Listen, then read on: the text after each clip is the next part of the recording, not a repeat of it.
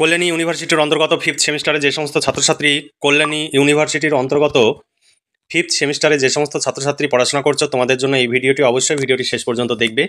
যাদের ফিফথ সেমিস্টারে political science DSC 1 paper রয়েছে এবং তোমাদের এসিসি পেপারও রয়েছে, তোমরা অবশ্যই ভিডিওটি শেষ পর্যন্ত দেখবে। দেখো, পলিটিক্যাল সায়েন্স পিএসসি 3 পেপার, বড় প্রশ্নের সাজেশন।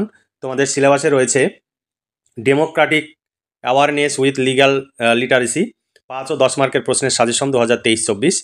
এবার দেখো, এই সাজেশন অনুযায়ী প্রশ্ন তোমাদের সামনে তুলে ধরছি। তোমাদের এই সাজেশন অনুযায়ী যদি তোমরা প্রশ্ন উত্তরে পিডিএফ কপি সংগ্রহ করতে চাও তাহলে নিচে দেওয়া হোয়াটসঅ্যাপ নাম্বারে যোগাযোগ করবে। এটি ফোনপে এবং গুগল পে নাম্বার।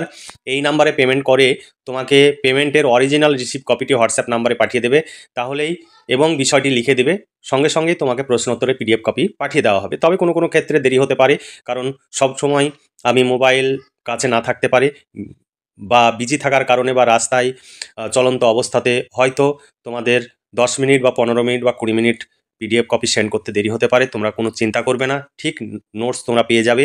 তবে অবশ্যই অরিজিনাল পেমেন্ট করবে, কারণ কেউ কেউ ডুপ্লিকেট পেমেন্ট করছে যাদের নোটস দেওয়া হচ্ছে না। তাই সব সময় অরিজিনাল পেমেন্ট করবে এবং অরিজিনাল পেমেন্টের রিসিপ্ট কপিটি পাঠাবে।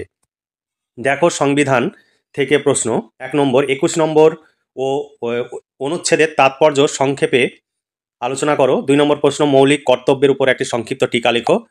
3 নম্বর প্রশ্ন, মৌলিক অধিকারের উপর একটি সংক্ষিপ্ত টিকা লেখো। 4 নম্বর প্রশ্ন, মৌলিক অধিকার ও মৌলিক কর্তব্যের মধ্যে যে কোনো 5টি পার্থক্য লেখো। এরপরে ফৌজদারি আইন থেকে প্রশ্ন। দেখো, ফৌজদারি আইন 5 নম্বর প্রশ্ন, ফৌজদারি বিচার পরিচালনার পদ্ধতিগুলি উল্লেখ করো। 6 নম্বর প্রশ্ন, ফৌজদারি আইন পরিচালনায় পুলিশের ভূমিকা ব্যাখ্যা করো।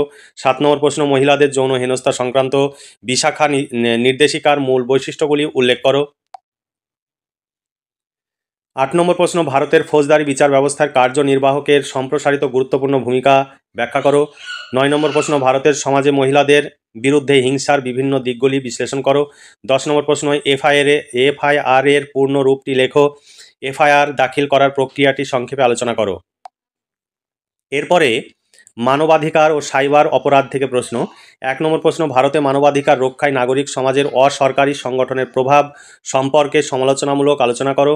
12 নম্বর প্রশ্ন, সাইবার অপরাধ কি? সাইবার অপরাধের নিরাপত্তা বিষয়ক আইনের প্রধান বৈশিষ্ট্যগুলি লেখো। 3 নম্বর প্রশ্ন, সাইবার নিরাপত্তার সাথে সম্বন্ধীয় আইনের উপরে একটি সংক্ষিপ্ত টিকা লেখো, অথবা সাইবার অপরাধ ও নিরাপত্তা সংক্রান্ত বিষয়ে ভারতীয় আইনের প্রধান বৈশিষ্ট্যগুলি উল্লেখ করো। এরপরে 14 নম্বর প্রশ্ন, সাইবার অপরাধের উপর একটি সংক্ষিপ্ত টিকা লেখো, অথবা বিভিন্ন ধরনের সাইবার অপরাধের পরিচয় দাও। 15 নম্বর প্রশ্ন, জাতীয় মানবাধিকার কমিশনের কার্যাবলী সম্পর্কে আলোচনা করো। তোমরা যদি এই সাজেশন অনুযায়ী প্রশ্নোত্তর পিডিএফ কপি সংগ্রহ করতে চাও তাহলে তোমাদের 200 টাকা পেমেন্ট করতে হবে। শর্ট প্রশ্ন এবং বড় প্রশ্ন কমপ্লিট উত্তর সহ তোমরা পেয়ে যাবে। সেই সঙ্গে বিগত বছরের শর্ট প্রশ্ন উত্তর, বড় প্রশ্ন উত্তর সবই তোমরা পেয়ে যাবে। তাই তোমরা আর দেরি না করে 200 টাকা পেমেন্ট করে এই বিষয়ের প্রশ্ন উত্তরে পিডিএফ কপি সংগ্রহ করতে পারো, অথবা বাংলা, ইতিহাস, রাষ্ট্রবিজ্ঞান, এডুকেশন, দর্শন এই সমস্ত বিষয়ের ডিএসসি, তারপরে জিই, এসিসি সমস্ত পেপারে তোমরা নোটস পেয়ে যাবে। বাংলা, রাষ্ট্রবিজ্ঞান, ইতিহাস এই সমস্ত বিষয়ের অনার্সের নোটসও রয়েছে। তোমরা চাইলে দ্রুত নিচে দেওয়া হোয়াটসঅ্যাপ নাম্বারে যোগাযোগ করো এবং সংগ্রহ করো। তোমরা যদি জেনারেল কোর্সের 4টি পেপার একসঙ্গে নাও তাহলে 700 টাকা পেমেন্ট করতে হবে, আর আলাদাভাবে নিলে তোমাদের প্রতি পেপারের জন্য 200 টাকা করে পেমেন্ট করতে হবে। এরপরে চলো দেখে নিই নৈতিক অধিকার থেকে প্রশ্ন। 16 নম্বর প্রশ্ন, 1986 ক্রেতা সুরক্ষা আইনের যে কোনো 5টি বৈশিষ্ট্য লেখো।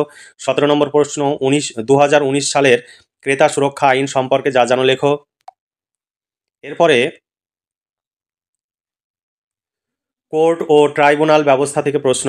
18 নম্বর প্রশ্ন, ভারতের কিশোর ন্যায়ালয় ব্যবস্থায় পুলিশের ভূমিকা সংক্ষেপে বর্ণনা করো বা বিবরণ দাও। 19 নম্বর প্রশ্ন, ভারতে অপ্রাতিষ্ঠানিক বিচার ব্যবস্থাপনার প্রয়োজনীয়তা এবং তাৎপর্য সম্পর্কে মন্তব্য করো। 20 নম্বর প্রশ্ন, একটি গুরুত্বপূর্ণ বিকল্প বিরোধ নিষ্পত্তি প্রক্রিয়া হিসাবে বর্তমান ভারতের লোক আদালতের ভূমিকা মূল্যায়ন করো। 21 নম্বর প্রশ্ন, ভারতের লোক আদালতের তাৎপর্য সম্পর্কে সংক্ষেপে আলোচনা করো। তোমরা এই সাজেশনের প্রশ্ন উত্তর পিডিএফ কপি সংগ্রহ করতে চাইলে 200 টাকা তোমাদের পেমেন্ট করতে হবে, আর যদি 4টি পেপার একসঙ্গে তোমরা নাও তাহলে 700 টাকা পেমেন্ট করতে হবে। 700 টাকা পেমেন্ট করে দিলে 4টি পেপারে কমপ্লিট নোটস পেয়ে যাবে, 2, 5, 10 মার্কের প্রশ্ন এবং উত্তর। এর বাইরে তোমাদের কোনো প্রশ্ন উত্তর পড়ার প্রয়োজন হবে না, সমস্ত প্রশ্নই কমন পেয়ে যাবে। তারপরে দেখো 22 নম্বর প্রশ্ন, ভারতের আদালতের আদেশ বা লেখ জারি করার এখতিয়ার সম্পর্কে সংক্ষেপে আলোচনা করো। মানবাধিকারের সম্প্রসারিত প্রবণতা থেকে প্রশ্ন। 23 নম্বর প্রশ্ন, সম্প্রতি পণ প্রথা নিবারণের উদ্দেশ্যে ভারত সরকার কি